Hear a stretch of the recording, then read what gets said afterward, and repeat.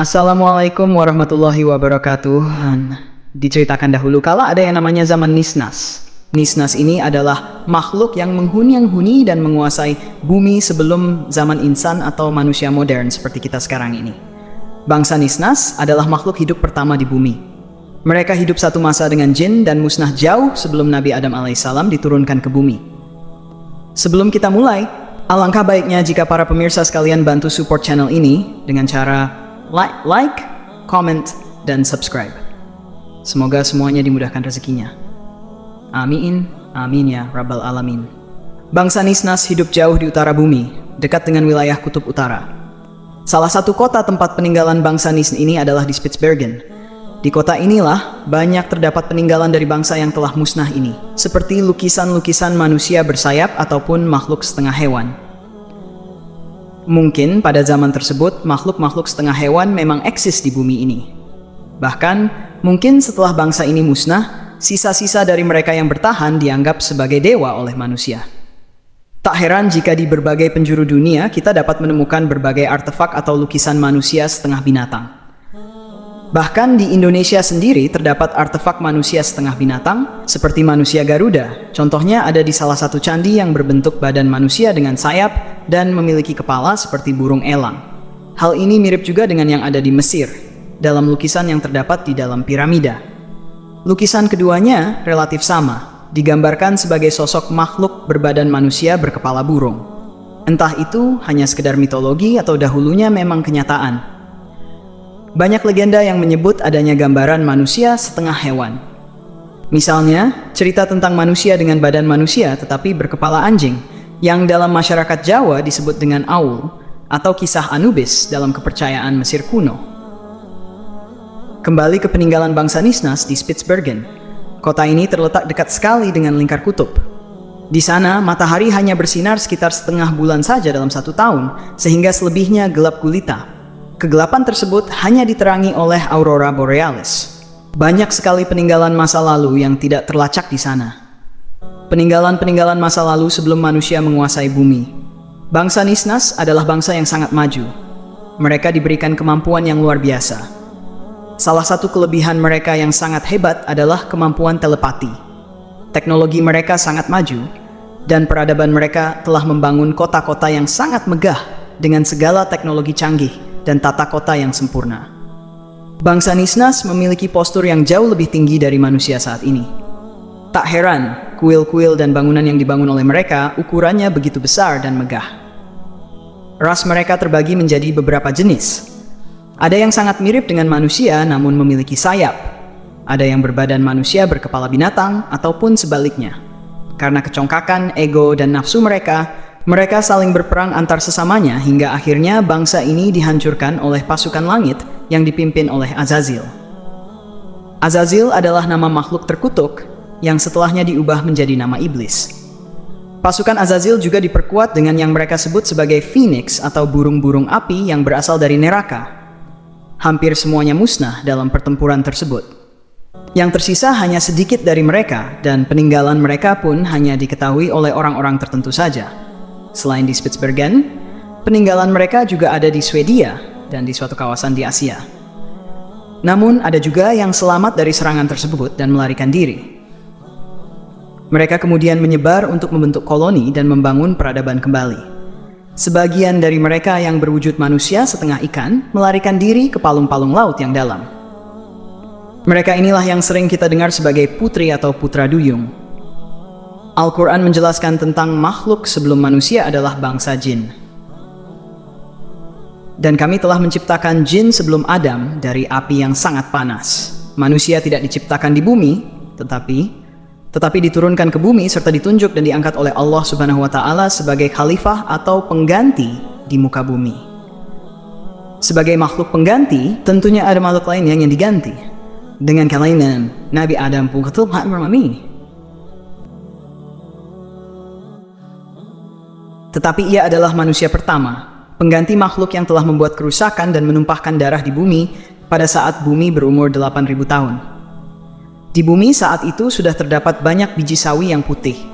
Kemudian Allah Subhanahu wa Ta'ala menciptakan seekor unggas yang diberi nama Tabirun Nasar.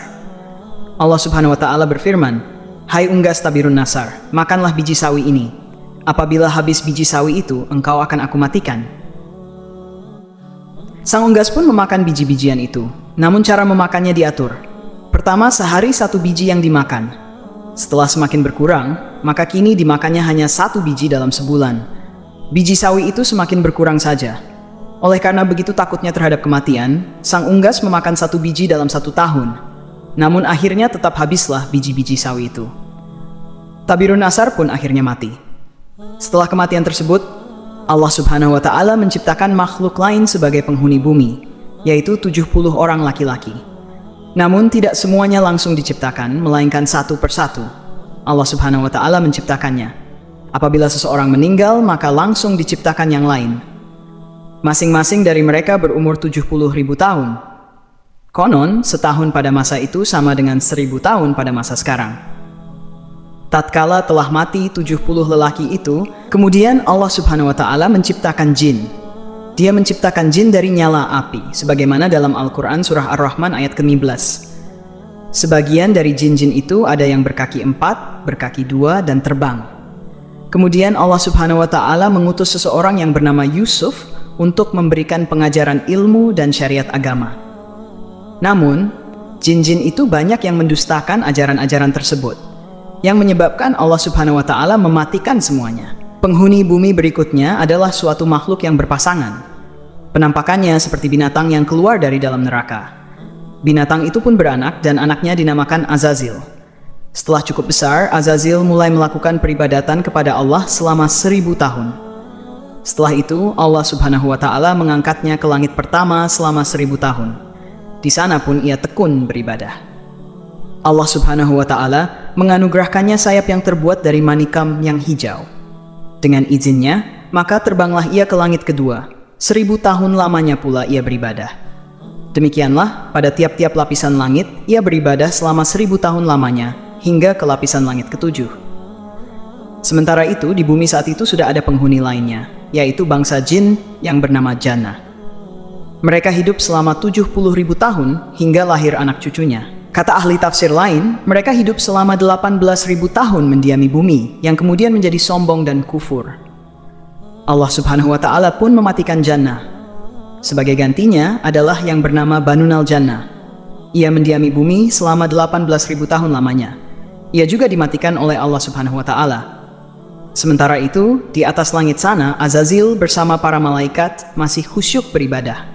Azazil menjadi pemimpin para malaikat selama 70.000 tahun lamanya dalam beribadah. Hingga pada suatu waktu, Azazil mengajukan suatu permohonan kepada Allah Subhanahu wa Ta'ala. Katanya, "Ya Tuhanku, 7.000 tahun sudah hambamu ini berbuat kebaikan kepadamu dalam 7 lapis langit ini. Jikalau diizinkan olehmu, hamba mohon hendak turun ke langit ke-6 berbuat kebaikan kepadamu." Allah Subhanahu wa Ta'ala berfirman, "Pergilah engkau." Turunlah Azazil dengan 700 malaikat penggiringnya ke langit ke-6. Setelah merasa cukup, ia pun memohon izin lagi kepada Allah Subhanahu wa Ta'ala agar diturunkan ke langit ke-5. Di langit ke-5 pun ia memohon diturunkan ke langit yang di bawahnya, dan demikian seterusnya hingga sampailah mereka di langit dunia. Di langit dunia, Azazil mengajukan suatu permohonan pula. "Ya Tuhanku, hambamu memohon kepadamu hendak turun ke muka bumi bersama para malaikat, bahwasanya hambamu hendak berbuat kebaikan ke hadiratmu di muka bumi itu. Ya Tuhanku, betapa Banunal Jannah telah banyak berbuat kerusakan di muka bumi. Anugerahkanlah atas hambamu ini bersama para malaikat untuk berbuat kebaikan ke hadiratmu di muka bumi itu." Allah Subhanahu wa Ta'ala pun mengabulkan permohonan Azazil itu. Diturunkanlah ia bersama 700 malaikat yang menggiringnya untuk beribadah di bumi, setelah sebelumnya Banunal Jannah dimatikan karena banyak berbuat kerusakan. Memasuki 8.000 tahun waktu peribadatan, Azazil mengungkapkan hatinya bahwa di muka bumi inilah ia begitu betahnya dan tidak ada tempat lain yang membuatnya demikian betah. Ia memohon agar selamanya ia berada di muka bumi untuk berbakti kepada Allah Subhanahu wa Ta'ala. Akan tetapi, Allah Subhanahu wa Ta'ala berkehendak lain dan menurunkan suatu keterangan kepada Azazil. "Ingatlah ketika Tuhanmu berfirman kepada para malaikat, sesungguhnya aku hendak menjadikan khalifah di muka bumi."